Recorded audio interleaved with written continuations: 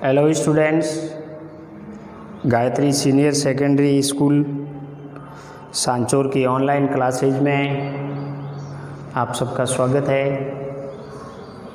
आज class 12th की भूगोल में छठा अध्याय है, जिनमें ग्रामीण अधिवासियों के प्रतिरूप और उनकी समस्याओं के बारे में चर्चा करेंगे। ग्रामीण अधिवास है मित्रों, अधिवास के दो वर्ग है, दो भाग है, ग्रामीण अधिवास और नगरीय अधिवास। उसमें ग्रामीण अधिवासियों के जो प्रतिरूप है, प्रतिरूप का मतलब होता है कि अधिवासियों की बसाव की आकृति को अपन यानी कि प्रतिरूप कह सकते हैं, या यूँ कहें कि अधिवासियों के बसाव की आकृति का विभाजन होता है, उस विभाजन को अधिवासियों का प्रतिरूप कहा जाता है।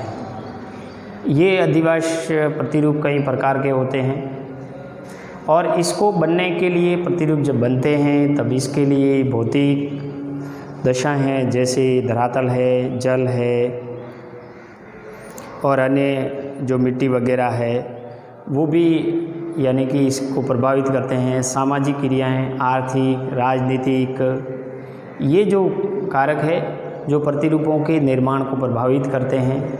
फिर भी इन भौतिक, सामाजिक, आर्थिक और सांस्कृतिक, राजनीतिक कारकों को ध्यान में रखते हुए विभिन्न प्रकार के अलग अलग देशों में ग्रामीण अधिवासियों के प्रतिरूप देखने को मिलते हैं, जिनमें कुछ का अध्ययन अपन ने कल किया था।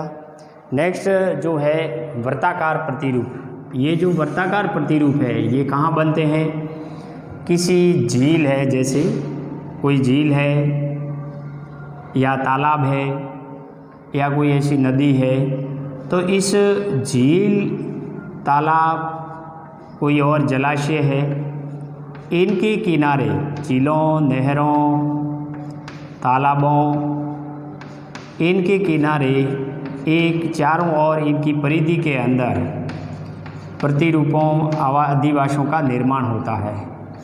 और जैसे ये एक झील है, इसमें पानी भरा है और इसके चारों ओर परिधि के रूप के अंदर एक वृत्त के रूप में इनके किनारे किनारे अधिवासियों का निर्माण हो जाता है। उसको अपन क्या कहते हैं? वृत्ताकार प्रतिरूप। वृत्ताकार प्रतिरूप। जैसे राजस्थान की एक झील है पुष्कर झील। पुष्कर झील एक झील भी है मीठे पानी की और धार्मिक स्थल भी है। तो कई ऐसे धार्मिक स्थल भी होते हैं, झील होती है या तालाब होते हैं, जो धार्मिक दृष्टि से भी उसका महत्व होता है। तो पुष्कर झील के आसपास जो कि एक परिधि के रूप में अधिवास का निर्माण हुआ है, और वो यानी कि जो बस्ती है वो किस प्रकार की ही बस्ती का प्रतिरूप बनता है? वृत्ताकार प्रतिरूप का निर्माण होता है। तो इस प्रकार धार्मिक स्थलों, झीलों, तालाबों या कुछ ऐसी वृत्ताकार घुमावदार नदियां हैं, उसके किनारे जो वृत्ताकार रूप में प्रतिरूप बनते हैं उसको अधिवासियों का यानी वृत्ताकार प्रतिरूप कहते हैं। दूसरा जो प्रतिरूप है तारा प्रतिरूप। तारा प्रतिरूप, तो तारा प्रतिरूप स्टार्ट में क्या होते हैं कि ये अरीय प्रतिरूप का ही रूप होते हैं। एक ही केंद्रीय स्थान से कई दिशाओं के अंदर सड़कें जाती है, लेकिन धीरे धीरे इन सड़कों के किनारे जैसे आवास बसते हैं तो इस प्रकार के प्रतिरूप का निर्माण हो जाता है, और ऐसे ही प्रतिरूप को अपन तारा प्रतिरूप के नाम से जाना जाता है। इन प्रतिरूपों से जैसे यहाँ अधिवास जो बनते हैं, केंद्रीय भाग से जाने वाली जो सड़कें हैं, उन सड़कों के किनारे किनारे अधिवासियों का निर्माण हो जाता है, और इससे एक तारे प्रतिरूप का रूप लेता है, जिसे ग्रामीण अधिवासियों का तारा प्रतिरूप कहते हैं। इनके अलावा जो पंखा प्रतिरूप है, पंखा प्रतिरूप, पंख प्रतिरूप में क्या होता है? जैसे केंद्रीय भाग के अंदर यहाँ सघन आवास होते हैं, केंद्रीय भागों के अंदर क्या होते हैं? गुच्छित आवास होते हैं। यहाँ से निकलने वाली जो सड़क है, जैसे एक यहाँ निकल रही है, एक ये निकल रही है और एक यहाँ से निकल रही है, तो इस प्रकार का यानी यहाँ केंद्रीय भाग में सघन आवास होते हैं। फिर यहाँ से निकलने वाली जो सड़कें हैं, इन सड़कों के किनारे किनारे अधिवासों का निर्माण हो जाता है और इस प्रकार की जो बस्ती का रूप बनता है उसकी आकृति पंख जैसी बनती है, जिसके केंद्रीय भाग में सघन आवास होते हैं और उसके केंद्र से निकलने वाली जो सड़क मार्ग हैं उन सड़कों मार्गों के रूप में छितराई हुई बस्ती एक पंक्ति रूप में मिलती है। यानी ये भी यहाँ केंद्रीय भाग के अंदर सघन आवास है, यहाँ कैसे है सघन है, लेकिन यहाँ कैसे हैं पंक्ति नुमा है, पंक्ति नुमा है। तो यहाँ इनके एक सड़क के किनारे पंक्ति नुमा और बीच के अंदर सघन आवास बनते हैं। ऐसी आकृति को, ऐसी प्रतिरूप को अपन पंखा प्रतिरूप के नाम से जाना जाता है। अनियमित जो प्रतिरूप है, अनियमित प्रतिरूप जो होता है ये प्रतिरूप का कोई रूप नहीं होता है। जिधर यानी कि मैदानी पहाड़ी क्षेत्रों के अंदर जहाँ लोग मर्जी आए वहाँ बसते जाते हैं और इसका जो रूप होता है वो अनियमित हो जाता, यानी मानव के द्वारा अपनी सुविधा अनुसार बिना किसी कोई योजना से मकानों का निर्माण होने से ये एक आकार रहित अधिवास विकसित हो जाता है और इस अनाकार प्रतिरूप को अपन अनियमित प्रतिरूप के नाम से जाना जाता है। ये कहीं टेढ़े मेढ़े घुमावदार जो रास्ते हैं, कोई गलियां हैं, वहाँ पे इनका अधिकांश यानी कि विकास होता है। भारत में अधिकांश यानी कि गांवों के अंदर इस प्रकार के अनियमित प्रतिरूप मिलते हैं और एक राजस्थान में 12 जिले के अंदर लीसाड़ी गांव है, लीसाड़ी 12 गांव का लीसाड़ी गांव है। लीसाड़ी गांव किसके लिए प्रसिद्ध है, यानी कि लीसाड़ी गांव का जो आदिवासियों का प्रतिरूप है वो अनियमित है, बिना योजना या आकार से इनका निर्माण हुआ है, वो इनका एक उदाहरण है। नेक्स्ट है सीढ़ीनुमा प्रतिरूप। सीढ़ीनुमा प्रतिरूप कहाँ बनते हैं, जहाँ पे पहाड़ी क्षेत्र होते हैं और पहाड़ी क्षेत्रों के अंदर जो जनजातियाँ होती है वो सबसे पहले पहाड़ी, जैसे ये पहाड़ है और इसके ऊपरी भाग के अंदर यहाँ पे अधिवास बनते हैं। फिर इसके कुछ नीचे ढलानों पर और अधिवास बनते हैं। तो नीचे से दूर से देखने पर इसकी स्थिति कैसी बनती है, सीढ़ी नुमा जैसी, इसकी है वो सीढ़ी नुमा जैसी आकृति बन जाती है। इसीलिए ऐसे जो प्रतिरूप होते हैं उसको अपन क्या कहते हैं, सीढ़ी नुमा, जो पहाड़ी या पर्वतीय ढालों पर बनते हैं। मधुमक्खी छत्ता प्रतिरूप है, मधुमक्खी छत्ता प्रतिरूप। मधुमक्खी छत्ता जो प्रतिरूप है वो भारत में आदिवासी जनजातियों के द्वारा एक गुंबदनुमा झोपड़ियों के गांव, जैसे टोंडा जनजाति आंध्र प्रदेश के समुद्री तटीय मछुआरा के गांव है। दक्षिणी अफ्रीका में जूलू लोग हैं, वो इस प्रकार के प्रतिरूप बनाते हैं जो दूर से देखने पर मधुमक्खी छत्ते जैसे दिखाई देते हैं। यानी कुछ ऐसी जनजातियां हैं जो एक गुंबदनुमा झोपड़ियों के रूप में इकट्ठे रहते हैं, इसे मधुमक्खी छत्ता प्रतिरूप कहते हैं। एक ही जगह पर एक मधुमक्खी छत्ते के रूप में यानी सैकड़ों झोपड़ियाँ होती है, छोटे छोटे आवास होते हैं, उसको मधुमक्खी छत्ता यानी कि मधुमक्खी छत्ता प्रतिरूप कहते हैं। और अन्य जो प्रतिरूप है जैसे कोई टेढ़ा मेढ़ा या मकड़ी जाल जैसे प्रतिरूपों का भी निर्माण होता है। तो ग्रामीण आदिवासियों का जो प्रतिरूप है उसको अपने अलग अलग प्रकारों में यानी पढ़ा है। इसमें जैसे तारा प्रतिरूप और तारा प्रतिरूप, तो तारा प्रतिरूप शुरुआत में ये एक यानी कि तारे प्रतिरूप है वो अरीय प्रतिरूप का रूप होता है, लेकिन बाद में बाहर की ओर जाने वाली जो सड़कें हैं उनके किनारे मकान बनते जाते हैं और इसकी आकृति तारे जैसी हो जाती है। पंखा प्रतिरूप, जिनके केंद्रीय स्थल यानी केंद्रीय स्थल के चारों ओर मकानों की संख्या अधिक होती है और बाहर यानी कि सड़कों के किनारे पंक्ति नुमा मकान निर्मित होते हैं, उसे यानी पंखा प्रतिरूप के नाम से जाना जाता है। तो ये सारे प्रतिरूप थे, सीढ़ तारानुमा, पंखा, अनियमित, सीढ़ी नुमा, मधुमक्खी छता और अनियमित जो टेढ़े मेढ़े या मकड़ी जाल जैसे बनते हैं, जो कहीं कहीं जनजातियों के द्वारा निर्मित होते हैं। अब आता है इन ग्रामीण अधिवासों की कुछ समस्याएं हैं। क्या समस्याएं हैं? ग्रामीण अधिवासों में बहुत सारी समस्याएं रहती है, जिसमें पहली समस्या है ग्रामीण अधिवासों में आवागमन के जो साधन है उसमें अभाव होता है। ग्रामीण जो अधिवास बनते हैं, सुदूर क्षेत्र, पहाड़ी क्षेत्र, रेगिस्तानी क्षेत्र, यहाँ कई पिछड़ी जनजातियाँ क्षेत्र है, झोपड़पट्टी से क्षेत्र है, उनमें आवागमन के जो साधन हैं अर्थात यहाँ की सड़क है, सड़क, रेल, ये जो मूलभूत यानी कि आवागमन के साधन हैं, यहाँ आवागमन के साधनों का अभाव होते हैं। सड़कें बिल्कुल संकड़ी होती है, गलियाँ इतनी संकड़ी होती है कि वहाँ यानी कि 3 व्हीलर या 2 व्हीलर बड़ी मुश्किलता से चलते हैं। इसीलिए ग्रामीण जो बस्तियाँ होती है उसमें सबसे ज़्यादा समस्या क्या रहती है? आवागमन की समस्या रहती है।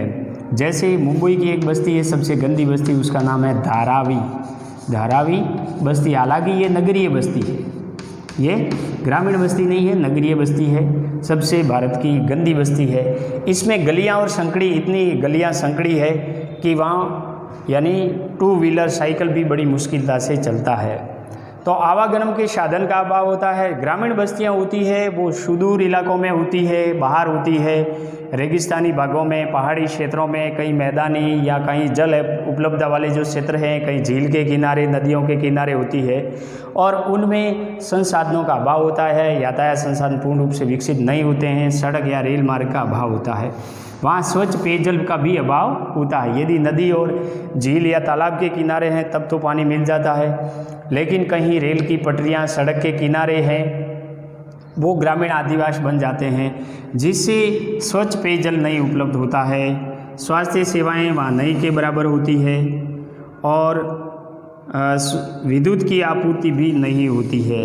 इन ग्रामीण अधिवासों में विद्युत की आपूर्ति नहीं के बराबर होती है। वहाँ रोजगार के अवसर कम होते हैं, इसीलिए उन बस्तियों को छोड़कर लोग शहरों में चले जाते हैं। सूचना तकनीकी, दूरभाषा जो है वहाँ अभाव होता है। किसी भी प्रकार की सूचना तकनीकी के क्षेत्र में वहाँ विकास नहीं होता है।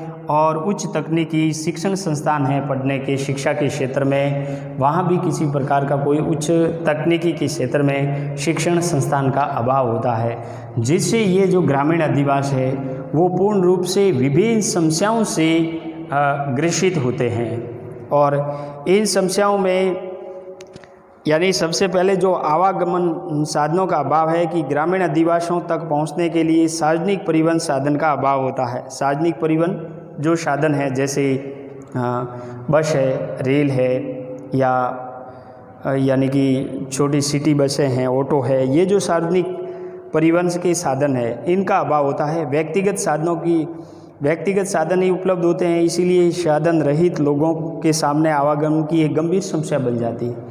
ग्रामीण अधिवासी सुदूर क्षेत्र में होते हैं, वहाँ जिनके पास में व्यक्तिगत साधन है उनके लिए तो साधन हो जाते हैं, लेकिन सार्वजनिक क्षेत्र है जैसे बस, रेल या ऑटो रिक्शा, सिटी बस वगैरह, ये नहीं होते हैं। तो बिना जो साधन वाले हैं, जिनके पास व्यक्तिगत साधन नहीं है, उनके लिए गंभीर समस्या रहती है।